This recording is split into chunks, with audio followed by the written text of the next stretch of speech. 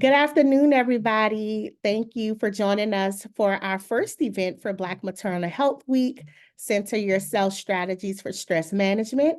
If you're not familiar with Black Maternal Health Week, it's held annually on April 11th to the 17th, and it's a week-long campaign founded and led by Black Mamas Matter Alliance to build awareness, activism, and community building to amplify the voices, perspectives, and lived experiences of Black mamas and birthing people. The theme for this year is Our Bodies Still Belong to Us, Reproductive Justice Now. And so we're excited to bring you this 60-minute workshop on how to identify early signs of stress, apply coping techniques, and even use stress to our advantage. And then we'll round out our time together with a gentle seated movement practice and grounded meditation. But before we get started, I would like to introduce you all to our workshop facilitator, Bria Hamlet. Bria Hamlet, MPH, is a certified health educator and yoga instructor. She is the founder of JustBriFree Well-Being, which hosts workshops and yoga classes designed to inspire positive behavior change. As a member of both the Black and LGBTQ communities, Bria is invested in holding space for underserved and underrepresented identities on the mat. Bria leads yoga classes, well-being workshops, and meditation experiences. Her work has been featured by POPSUGAR, YogaJournal, GLAMOUR, and more. She completed a 200-hour yoga teacher training in 2018 and a 300-hour yoga teacher training in 2022. Bria holds a Bachelor of Arts degree in health policy and a master's in public health. So you can take it away, Bria. Thank you so much for having me. Hello, everyone. I'm so happy to be here. I'm very, very passionate about talking to people about managing their stress and well-being, and it's a core facet of the work that I do in health education and wellness promotion. I'm going to share a few slides here, and I'm also sharing on behalf of the Calm Cool Collective, so I also want to amplify them for connecting me with you all, and I'm just really grateful that they trusted me with such a special population. Shakila, thank you so much if you get a chance to watch this. All right, so let me go ahead and get these slides going.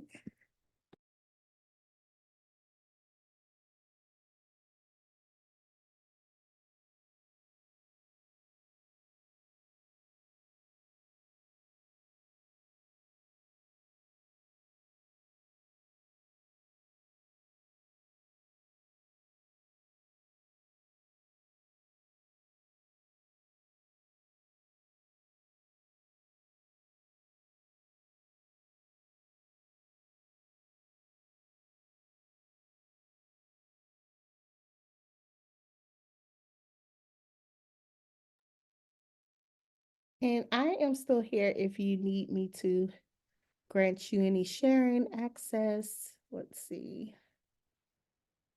I'm going to make you a co-host. So that should grant you some sharing abilities.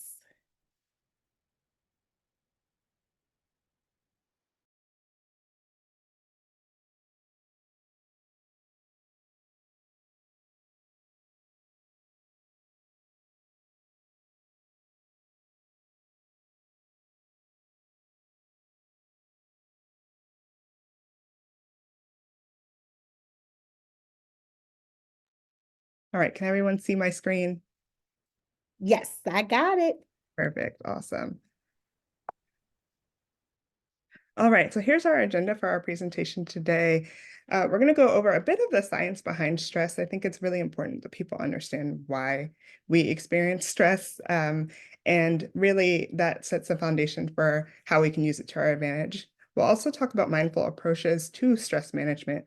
So when those feelings come up and perhaps they're not the most positive or productive, what can we do to cope with them, especially as many of you are probably birthing people, parenting people, mothers, and making sure that that energy is transferred in a way that's helpful for your families and yourself. We'll also talk about secondary traumatic stress a little bit. And then lastly, I'll share some resources from the Calm Cool Collective around self-care planning.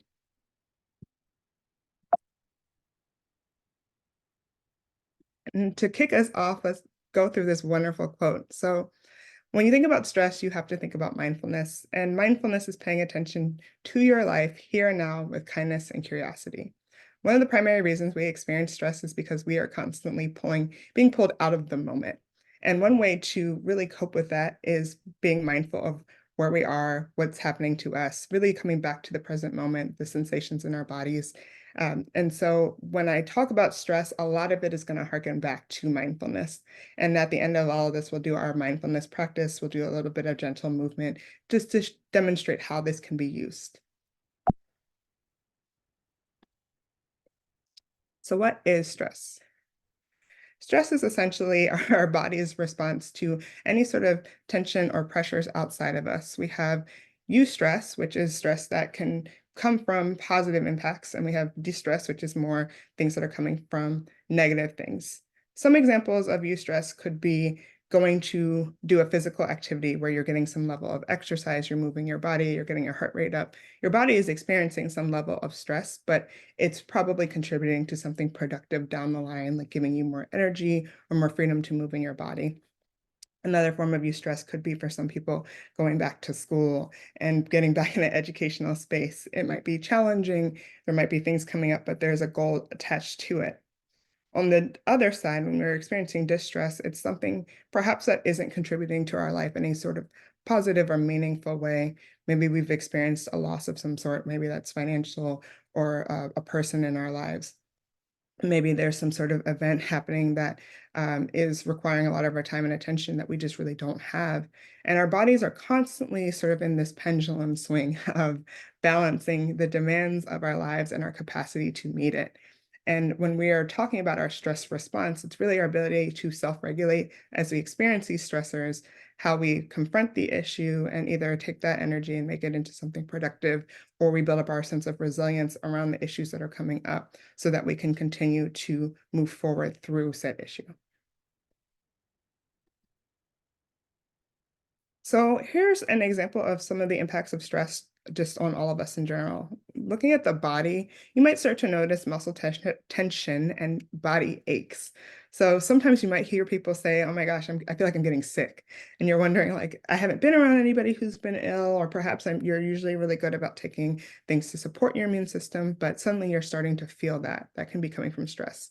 For some people, that can be anything like diarrhea, constipation. You might notice that your stomach gets upset when you are overwhelmed or feeling stressed out. You might notice chest pains, rapid heartbeat, fatigue, and as I mentioned, the frequent colds, feeling like your immune system is just not able to support yourself. As far as your mind goes, you might start to notice that it's becoming harder and harder to concentrate. It might be hard to focus on the task at hand. Again, going back to that mindfulness piece, you might be being pulled out of the moment over and over again because of a stressful event that's floating around in your mind. You might have memory problems. It might be harder and harder to remember just the basic tasks or perhaps even the routines you have set up. You might notice this with your kids forgetting, something they might need for school. Negative or catastrophic thinking. Some of these things, if you're starting to experience them, please seek support from a mental health provider. But if you're starting to feel like you're ruminating or getting stuck on thoughts that are not productive for you, or if it's starting to manifest as anxiety or those racing thoughts, constant worry, those are all signs that you might be really battling some intense stress. As far as your emotions go, you might start to feel overwhelmed. You might notice that you're feeling more agitated. A lot of people say their fuse is shorter when they're stressed out. It can be more challenging to relax, again, because that tension is starting to manifest physically in our bodies, and a sense of restlessness can come up. You might notice that you are feeling more lonely or even isolated. This is something that comes up a lot with new parents, with new moms. And you might even start to experience some symptoms of depression. So again, seeking support from a provider is very, very important. And then as far as your behavior, it might be an increase in appetite or decrease in appetite. I know that I can be a stress snacker. I know lots of people are. Again, you might notice that you're isolating yourselves. Maybe you don't want to share with the community around you what you're going through, or perhaps you don't feel like you have someone you can share with. You might start to neglect your responsibilities or start to rely on substances like alcohol or other drugs to support your relaxation. And you might even notice your sleeping habits. You might notice your sleep is interrupted, shorter, or that it feels like whenever you can, you're sleeping for really long periods of time. So we like to encourage a more mindful approach to stress management. Another great quotation. So between stimulus and response, there is a space. And that space is our power to choose our response. Our response lies our growth. In our response lies our growth and our freedom. I like to call this a sacred pause. If you are into yoga or meditation, you might have heard this before, but that moment to pause and really reflect on what it is that you're feeling. There's choice in that moment where you can decide what you're going to do with the energy, and also an opportunity to really regain your sense of control and tap into how your body is feeling. So more often than not, when we experience some level of stress, we have a pretty direct response.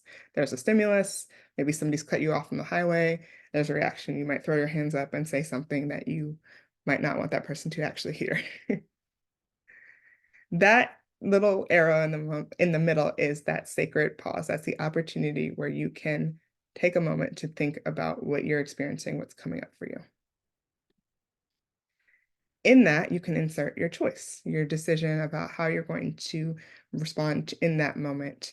For the example of someone cutting you off on the highway, something that's really helped me in sitting in traffic is remembering that you're not necessarily aware of what somebody else's emergency is. Maybe they're trying to get home to an elder, maybe they're trying to get home to kids, maybe they need to find a restroom more desperately than anybody else on the road. And so that often gives me a chance to give that person more grace and allows me to regulate through that experience instead of internalizing it and allowing it to manifest as stress in my body and in my mind.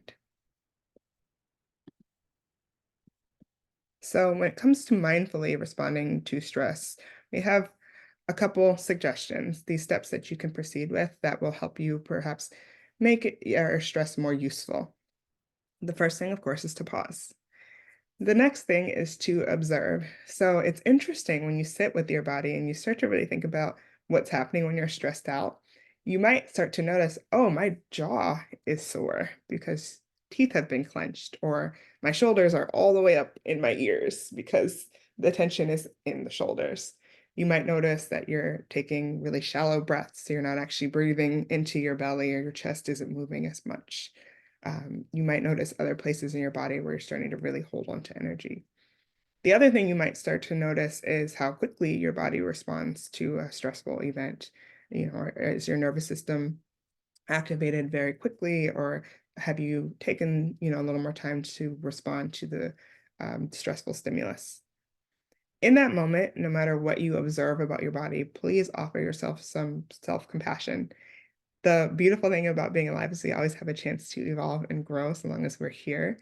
And giving yourself compassion for the response you had, or perhaps you had a response that you're not proud of or not happy with, offering compassion and knowing that you're still learning, and also that in that moment your body did the best that it could, your mind did the best that it could with the tools that it has, is going to go a really long way.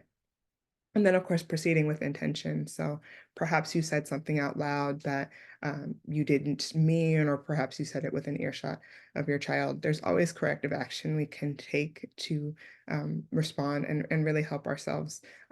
Again, offer that self-compassion, learn from that experience, and really make our stress more productive in the long run.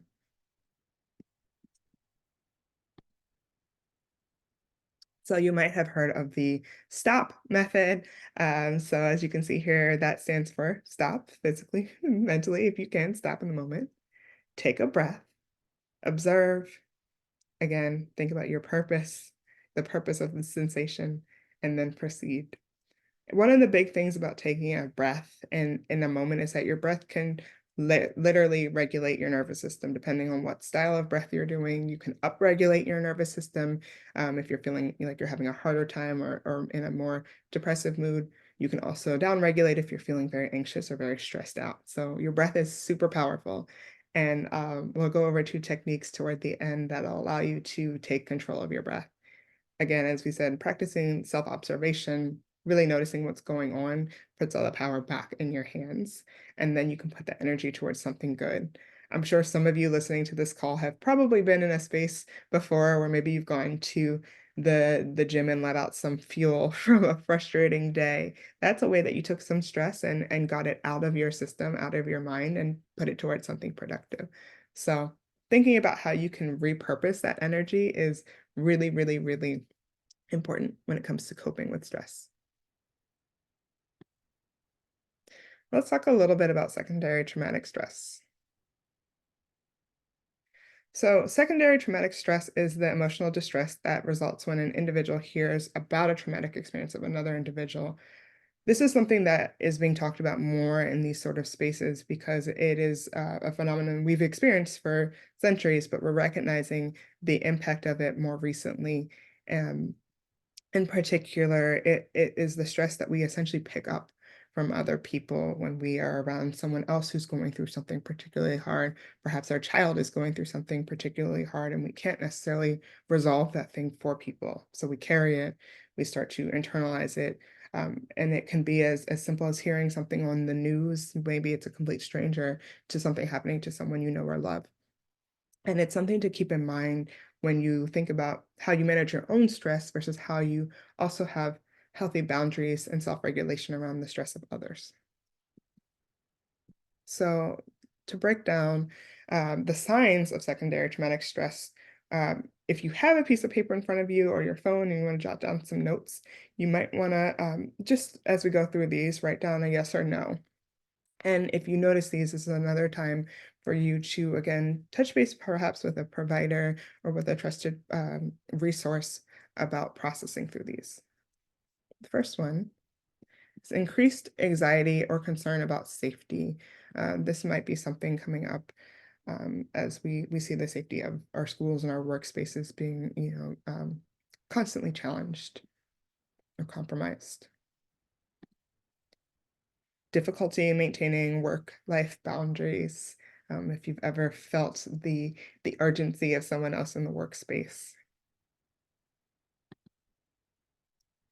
Avoiding people, places, and activities that you used to find enjoyable.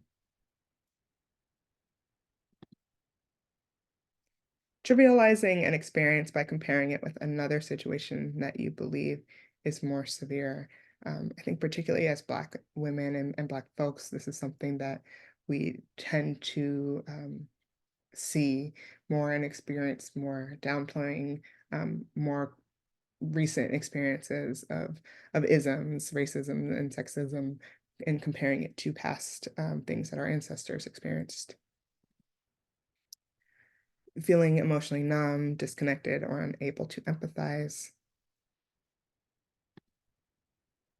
Experiencing feelings of chronic exhaustion and related physical ailments.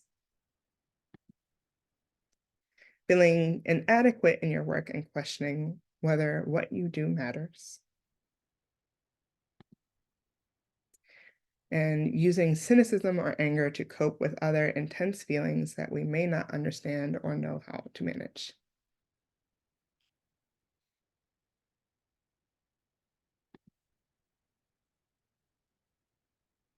So there are some more warning signs. You might notice that you have any of these things in general. It might not just be the workspace, it might just be across the board. But again, taking a moment to tally up, notice if these things have come up for you, and what effect they have on you. So noticing if hypervigilance and poor boundaries are something that you are tying toward your stress.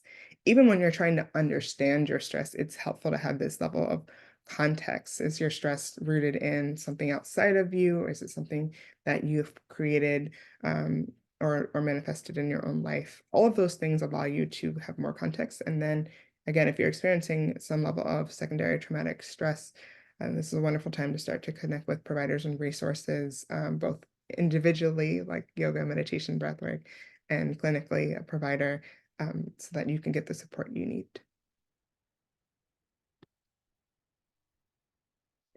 And of course, if we're going to talk about stress, we also have to talk about self-care plan. And I know for a lot of folks, the word self-care can feel like a buzzword. We hear it tossed around a lot. What is self-care? Self-care is facials and spa days. But self-care is so much more than that. Self-care is anything that allows you to support your holistic well-being. So for some folks, self-care is making a nourishing meal for themselves. Some folks, it's getting to stand out in the sun, getting that good natural vitamin D going. Self-care is anything that allows you to be your best, healthiest self. And that reframe actually makes self-care more accessible to us because there's likely more things that we do throughout our days that are contributing to our self-care, even if they don't feel necessarily like the more, uh, I guess, commercialized version of self-care, the self-care that's being constantly sold to us. There's a lot of agency that we have over our own self-care in our day-to-day lives. This is one of my favorite quotes of all time. Caring for myself is not self-indulgence, it is self-preservation. It's by Audre Lorde, the late great Audre Lorde. And so when you think about it, particularly if you are a parent, a mom, a birthing person, self-preservation, you cannot pour from an empty cup. And a lot of times we find that we are giving from the reserves. We have nothing left to give and we're still giving. So please, please, please consider your self-care as self-care and wellness for the people you love and provide for. The better taken care of you are, the better that you can take care of them. And when you get on a plane and the flight attendant tells you to put your mask on before you put your mask on your child or anybody else, take that same philosophy and apply it to as many other things in your life as possible. And so when it comes to creating your self-care plan, there are a couple things to consider. One, look at your current self-care practices. I like to call this a self-care audit. Look at your life and think about, okay, on a day-to-day, what am I doing for self-maintenance? Even if it doesn't feel like self-care yet, because there might be a reframe that you have to do. Are you taking time to put your makeup on in the morning, or are you brushing your hair? Are you spending time putting your hair up at night? Are you going to the gym? Are you reading a book? From there, start to add some supportive activities and eliminate negative coping strategies. So supportive activities could be just things that take things a little bit further. So is there an opportunity to maybe put on a face mask while you're doing something else that requires your time and attention? Is there a thing that you can do that makes an activity more peaceful? Maybe you put essential oils in a diffuser and have that going while you're cleaning your kitchen, or something else that almost romanticizes that moment so that it doesn't feel so cumbersome. Another reframe that can be helpful is sometimes saying, I get to do this instead of I have to do this. As a Black woman who has to do her hair, I know this has been a big thing for me personally, and having to say to myself, I get to spend time working on my hair versus saying I have to do my hair has been a huge help. And it also allows me to be more gentle with myself, both emotionally, but also spiritually and physically. And as far as the negative coping strategies go, it's something to think about when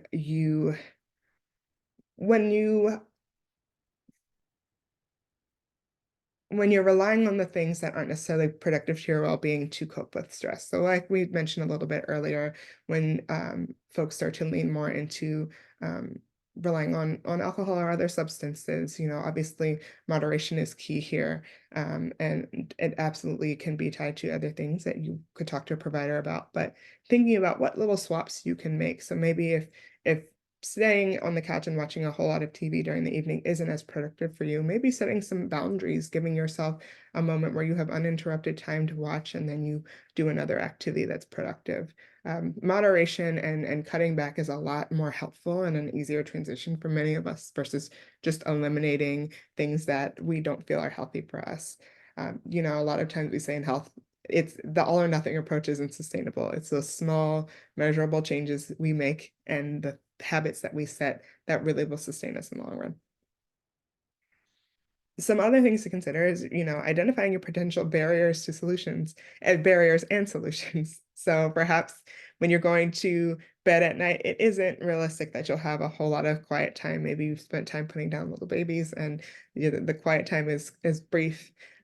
Perhaps that's when you tap into someone in your network and your family to support you, whether that is a partner or friend. I know growing up, my auntie who had my cousins around the same age as me was essential to my mom's well-being and vice versa. And they would have each of them got a night off where, hey, you got the kids tonight, and the other person would give them some relief. So looking at potential solutions that support the whole community is really one thing. And also looking at barriers that you might not necessarily foresee, like perhaps your work schedule isn't as consistent. What are the consistencies that you can start to implement in your routine, whether that's when you're in the shower, when you're in the car, um, anything like that. And then track and adjust. So we actually have a template that I will drop into the chat. Um, I will drop into the chat once I finish this presentation so I don't have to click out of it. But we have a work plan that you can actually work through at Comical Collective, and that will hopefully help you get a little bit of clarity around what it means to create a self-care plan.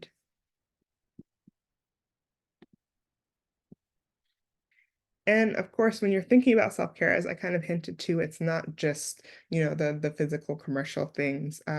There's the 6 domains of self-care, very similar to the domains of well-being. You've got your physical, your mental, your emotional, spiritual, your relationships, and your work. So caring for yourself in all of the domains is really how you keep yourself feeling as balanced as possible.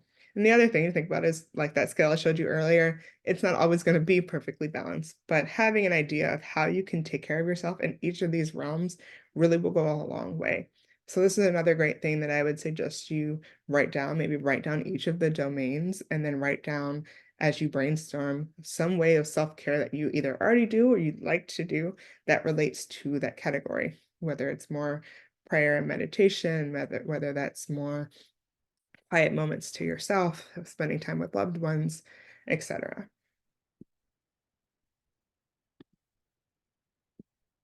And so, as I mentioned, the self-care plan, we have this template that you can work through. And when you add those supportive activities and practices, make sure to get, the people around you in on it if you feel so inclined and comfortable.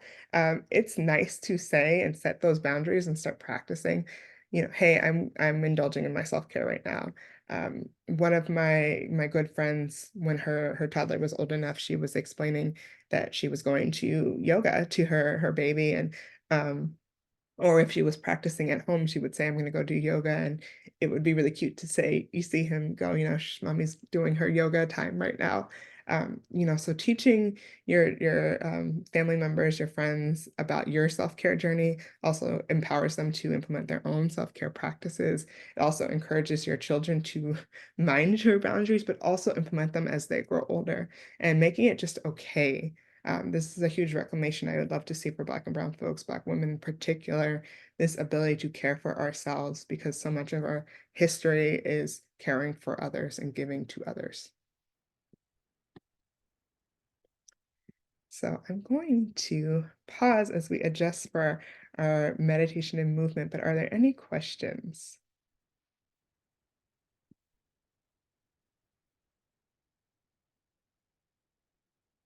Okay, hearing none. Give me just 1 second while I pull up some music and we'll go from there.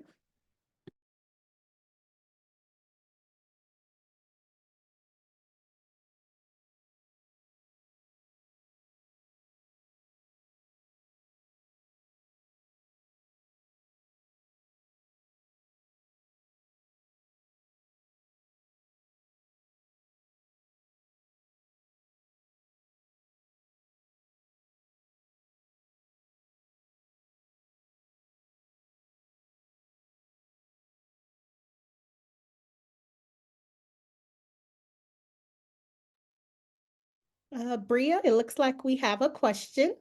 One of the participants wanted to know, is it possible to share the presentation with them? I believe so. I think so. I'll touch base with our organizer, but I don't see why not. So I can send a PDF over after the fact, and we can push that out. Sounds good. Thank you.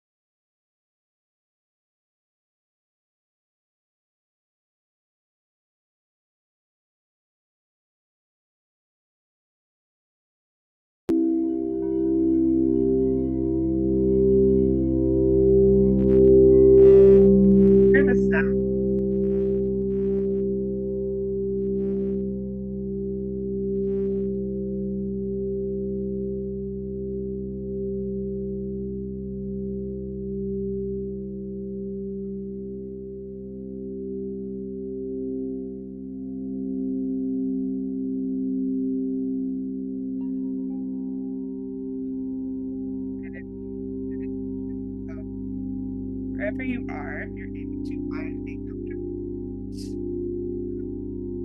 you are able to, you like to lie down, you're also welcome to back. Beautiful that you relaxing for about 5 minutes. And I invite you, if it feels safe, allow the eyes to fall gently.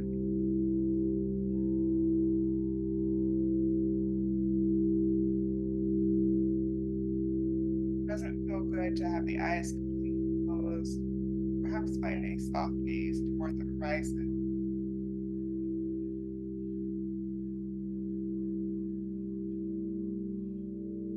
You're lying down with the arms fall heavy at your side.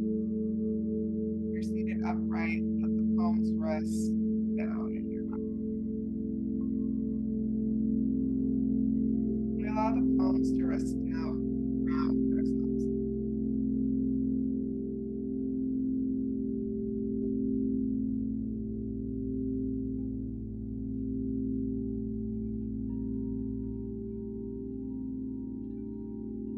I start to soften the relaxing brows down,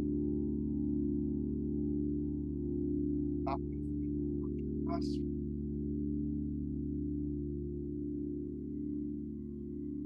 You might release the tongue from the mouth, gently, side.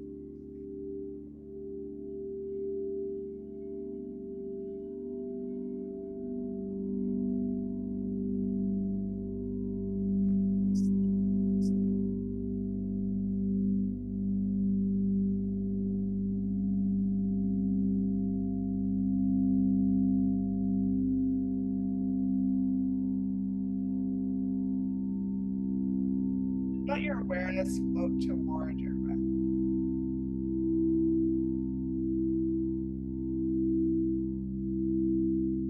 Without any judgment, just notice how you're breathing today.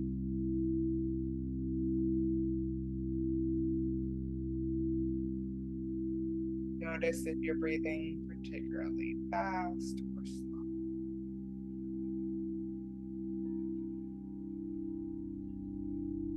Notice if you're breathing high into your chest or low into your belly.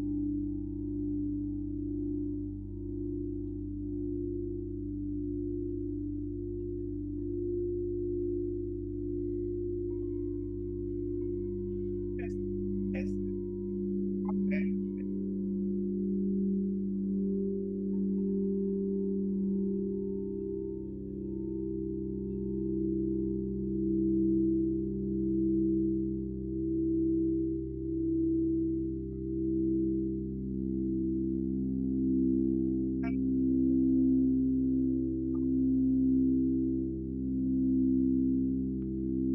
Open mouth, exhale, sigh it out.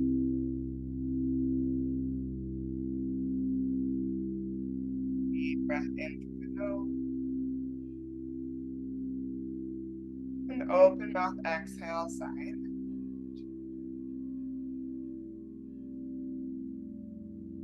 Deep breath in through the nose. Open mouth, exhale, sigh it out.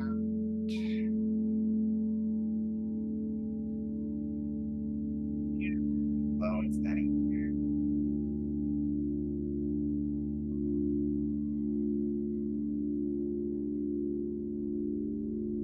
Gently turn this breath into a breath.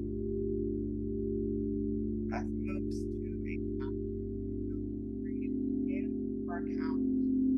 A hold for a count, and then breathe out. And with this breath, we'll breathe in for 3. We'll hold for 3. And we'll breathe out for 5. And this helps us to down-regulate, to calm the mind, calm the breath.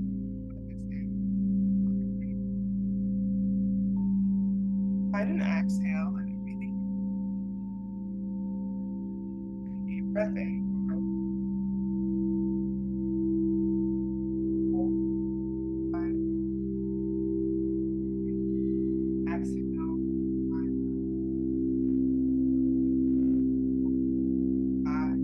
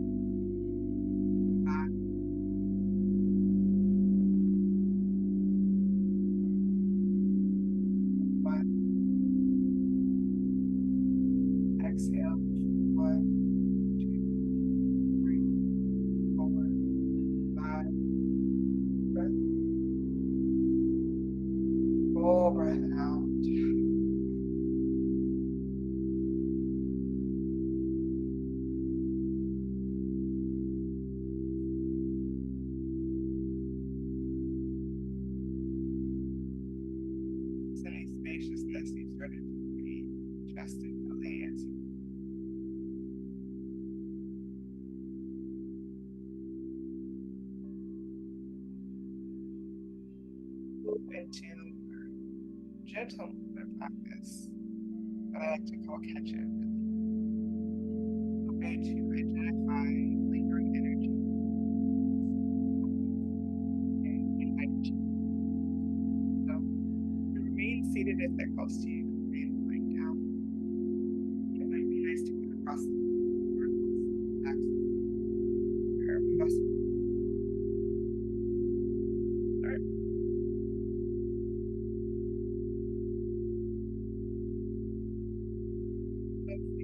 Action.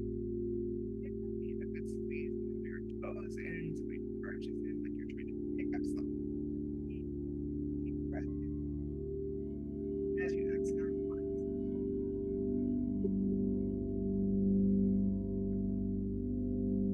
Next, thinking about your shin, your calves, even up to your arms. Activate those leg muscles. Take a deep breath in. And as you exhale, relax your legs.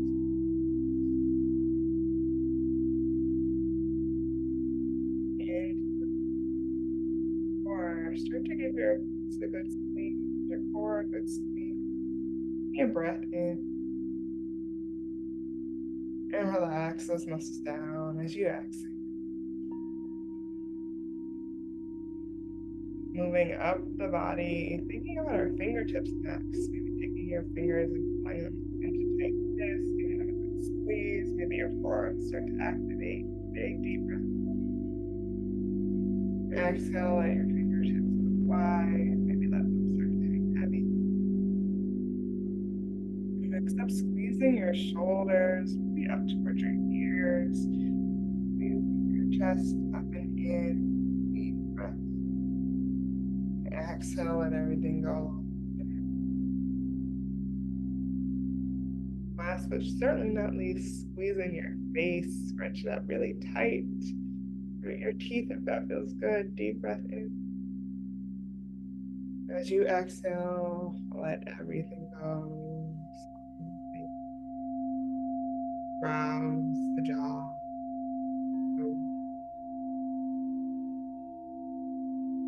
Find about 6 deep breaths here.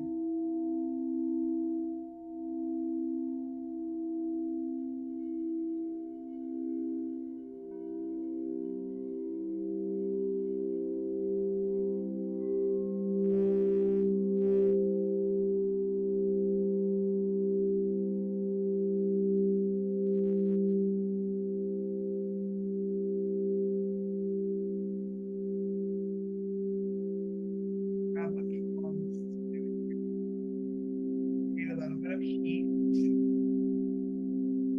over your eyes. Gently open your eyes behind those fingertips as you gently let a little bit of light in between the fingertips. Well, place your palms down.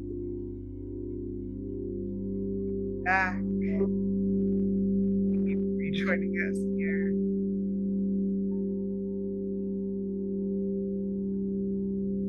And sharing this space with us. My name is Bria. I'm the owner of JustBriFree Well-Being, but I am also, one second.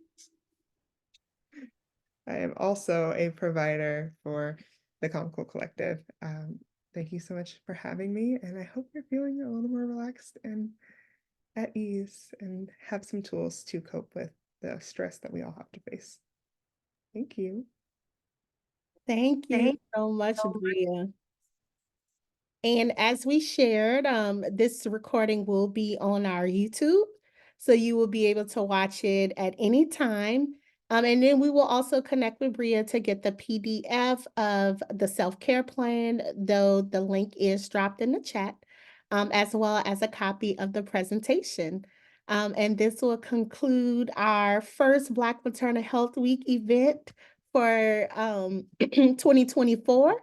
And our second event will take place on Wednesday, so we hope to see you there. Thank you so much again, Bria, and we hope to have you with March for Moms again soon. Yes, thank you so much for having me. Take care. Bye, everyone.